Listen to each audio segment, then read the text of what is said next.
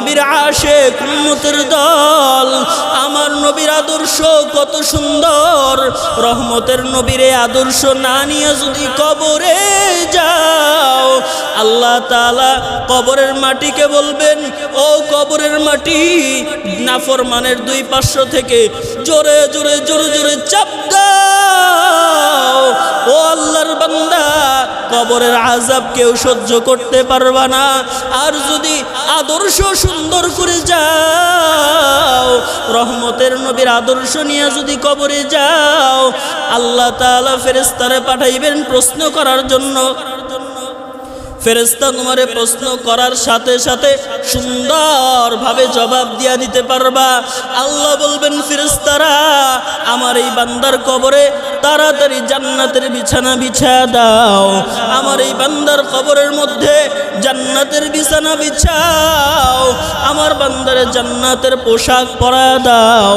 আর যদি প্রশ্নের জবাবগুলো দিতে না পারো, তোমারে প্রশ্ন করবে আর তুমি আফসোস নিয়ে বলবা, হা হা লা আদরি, আফসোস, আমি তো কিছুই জানি না, কিছুই জানি না। ও বান্দা, সাথে সাথে তোর কবরে আযাব শুরু হয়ে যাবে।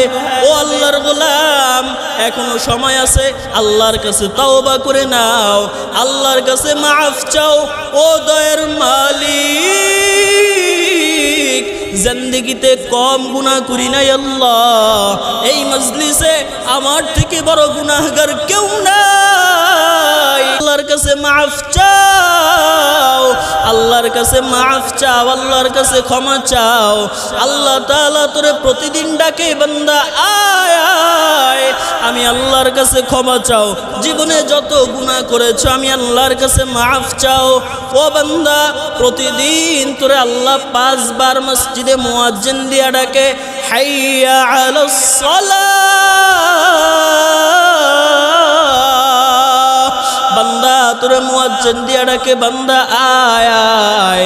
ও বান্দা, 5 ওয়াক্ত নামাজ পড়া শেষ রাত্রে আল্লাহ নিজেই প্রথম আসমানে আইসা ডাকে, ও বান্দা, তোর কি প্রয়োজন, তোর কি প্রয়োজন, তুই নিজে অভাবে আছো, আমি আল্লাহর কাছে চাও। তোর সন্তান কথা শোনে না, আমি আল্লাহরে জানাও। ও বান্দা, তোর ছেলে মেয়েগুলো কথা শোনে না, আমি আল্লাহর কাছে জানাও। বান্দা, তোর সংসারে অশান্তি, আমি আল্লাহর কাছে বলো।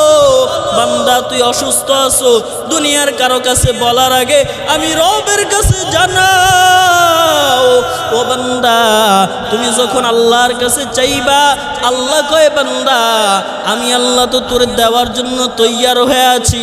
উদউনি আস্তাজিব লাকুম, বান্দা, আমি আল্লাহর কাছে চাও, তোর কি প্রয়োজন। আফসোস হে মুমিন, আমরা আল্লাহর কাছে চাইতেও পারি না।